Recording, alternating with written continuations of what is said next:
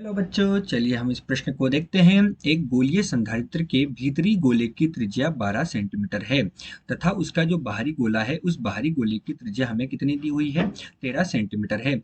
बाहरी गोला कैसा है? भू संपर्कित किया हुआ है तथा जो भीतरी गोला है उस पर 2.5 माइक्रोकुलाम का आवेश दिया गया है। सकेंद्री गोलों के बीच के स्थान में 32 पेराविद्युतांक का द्रव भरा है। इस संधारित्र की धारिता की तुलना एक 12 सेंटीमीटर त्रिज्या वाले किसी वियुक्त गोले की जो धारिता है उससे कीजिए और व्याख्या कीजिए कि गोले की धारिता इतनी कम क्यों है। तो चलिए बच्चों, सर्वप्रथम हम इस प्रश्न की जो मुख्य अवधारणा है उस पर चर्चा करते हैं। तो यहाँ हम लिख रहे हैं इस प्रश्न की मुख्य अवधारणा। क्या लिख रहे हैं बच्चों? यहाँ पर हम लिख रहे हैं मुख्य अवधारणा। तो इस प्रश्न की जो अवधारणा है उस अवधारणा में हम देखते हैं कि हमारे पास क्या है, दो सकेंद्रीय गोले हैं। एक गोला तो बच्चों ये हो गया और दूसरा गोला भी कौन सा है? सकेंद्रीय। सकेंद्रीय गोले का मतलब क्या होता है? एक गोले के ऊपर हमारे पास क्या है, दूसरा गोला इस तरह से बना हुआ है।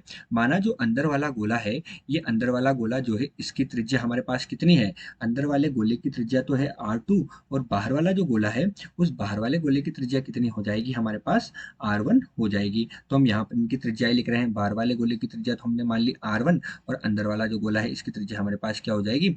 R2 हो जाएगी। बाहर वाले गोले को हम क्या कर रहे हैं? भू संपर्कित कर रहे हैं। तो ये बाहर वाले गोले को हमने भू संपर्कित कर दिया और अंदर वाले गोले पर हमने आवेश दिया। तो अंदर वाले गोले को जो आवेश दिया जाएगा वो उसकी सतह पर क्या होगा? एक समान रूप से वितरित होगा। अब जब ये आवेश इसकी सतह पर एक समान रूप से वितरित हुआ तो बच्चों यहाँ क्या होगा, जो प्रेरण होगा उस प्रेरण के कारण जो बाहर वाला गोला है उसकी सतह पर क्या होगा? ऋणात्मक आवेश आएगा।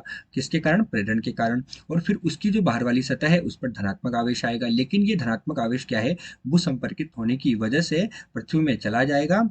यही इस प्रश्न की क्या है? मुख्य अवधारणा है। अब मुख्य अवधारणा के पश्चात हम देखते हैं कि हमें प्रश्न में क्या क्या दिया हुआ है। तो बच्चों हमें प्रश्न में दिया है, हमें क्या है, जो सेकेंडरी गोले हैं उनकी त्रिज्याएं दी गई है। तो माना जो बड़ा वाला गोला है उसकी त्रिज्या हमारे पास R1 है और वो कितनी दी गई? 13 सेंटीमीटर। 13 सेंटीमीटर का मतलब 0.13 मीटर दी गई है। उसके बाद जो छोटा वाला गोला है उस छोटे वाले गोले की त्रिज्या हमें दी गई है और उसकी त्रिज्या हमें कितनी दी गई है? उसकी त्रिज्या दी गई है 12 सेंटीमीटर। 12 सेंटीमीटर का मतलब कितना हुआ? 0.12 मीटर हमें दी गई है। उसके साथ ही हमें इस पर आवेश का मान भी दिया है बच्चों। आवेश कितना दिया गया? जो भीतर वाले गोला है उसको 2.5 माइक्रोकुलाम।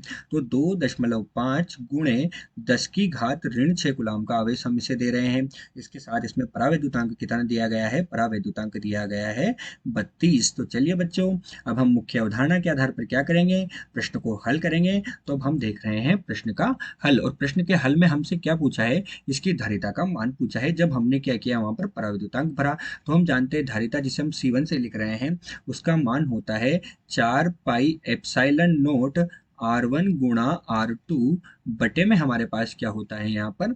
R1 minus R2। और हमने इसमें परावैद्युतांक भरा है इसीलिए हम इसे किससे? परावैद्युतांक से गुणा करेंगे। जहाँ K क्या है हमारे पास?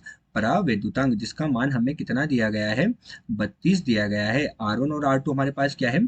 त्रिज्याएं हैं। R1 और R2 हमारे पास जो गोले दिए गए हैं उन गोलों की ये त्रिज्याएं हैं। और एप्सिलॉन नोट हमारे पास क्या होता है? एक नियतांक होता है। एप्सिलॉन नोट जो है हमारे पास एक नियतांक है। तो इन सब का मान हम यहाँ पर रखेंगे बच्चों। तो हम रख रहे हैं अब इनका मान, ध्यान से देखना। C1 बराबर 4 गुणे 3.14 गुणे इसका मान होता है 8.85 गुणे 10 की घात ऋण 12, ये इसका मान होता है। और त्रिज्याएं हमें गुणा करनी है तो 0.13 गुणे 0.12 ये हमारे पास त्रिज्याएं गुणा होगी। इसके बाद हम इसका मान रखेंगे नीचे वाले। तो नीचे हमारे पास क्या होगा? 0.13 ऋण हमें क्या करना है? 0.12। जब हम इसे हल करेंगे तो इसको हल करने के पश्चात हमें जो धारिता का मान होगा वो धारिता का मान प्राप्त होगा 5.54 गुणे 10 की घात ऋण 9 फेरड के बराबर हमें इसका मान प्राप्त होगा। अब ये तो हमें प्रश्न का एक भाग हुआ। दूसरे भाग में कहा गया है कि संधारित्र की धारिता की तुलना एक 12 सेंटीमीटर वाले वियुक्त गोले की धारिता से कीजिए। तो अब हम क्या कर रहे हैं? इसके दूसरे भाग के लिए 12 सेंटीमीटर का एक वियुक्त गोला बना रहे हैं। तो हमारे पास क्या होगा? ये 12 सेंटीमीटर का एक वियुक्त गोला हो गया और इसको भी हमने क्या दिया? आवेश दिया हुआ है। तो इस पर भी क्या होगा? आवेश इस तरह से इसकी सतह पर एक समान रूप से वितरित होगा। तो इसकी धारिता हमारे पास कितनी होगी? माना इसकी धारिता हमारे पास C है तो जो गोला होता है उसकी धारिता होती है हमारे पास 4 पाई एप्सिलॉन नॉट और गुणा आर हो जाता है, जहाँ आर इसकी त्रिज्या है और एप्सिलॉन नॉट नियतांक है। तो हम इसका मान रखेंगे 4 गुणे 3.14 गुणे हमारे पास कितना हो जाएगा, इसका मान वही 8.85 गुणे 10⁻12 और आर का मान हमारे पास कितना है, यहाँ पर आर का मान हो जाएगा 0.12 मीटर के बराबर। अतः धारिता का जो मान हमें प्राप्त होगा वो मान हमें प्राप्त होगा 1.33 गुणे 10 कितना ऋण 11 फेरड के बराबर हमें इसका मान प्राप्त होगा। तो बच्चों दिया गया जो प्रश्न है, इस दिए गए प्रश्न में परावैद्युतांक भरने पर जो धारा का मान था वो हमें प्राप्त हुआ 5.54 गुणे 10 कितना प्राप्त हुआ, यहाँ पर ऋण 9 फेरड के बराबर प्राप्त हुआ और इसमें हमें ऋण 11 फेरड प्राप्त हुआ। तो बच्चों यहाँ हमें धारिता का मान कम प्राप्त हुआ और परावैद्युतांक भरने पर धारिता का मान अधिक प्राप्त हुआ, यानी कि हमारे पास ये C जो है ये C1 से कम है। तो हमें पूछा गया है कि ऐसा क्यों हुआ। तो ऐसा होने का कारण ये है, हम जानते हैं कि हमारे पास जो आवेश होता है वो कितना होता है, Q बराबर C/V के बराबर होता है।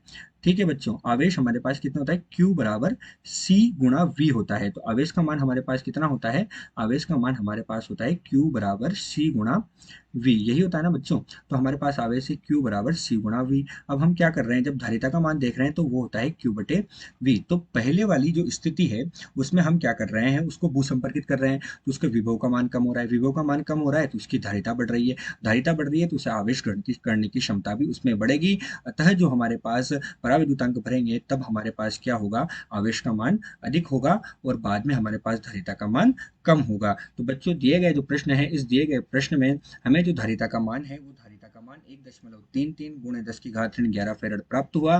परावैद्युतांक भरने पर धारिता का मान हमें क्या हुआ, ज्यादा प्राप्त हुआ। आशा करते हैं आपको प्रश्न समझ आया होगा। धन्यवाद।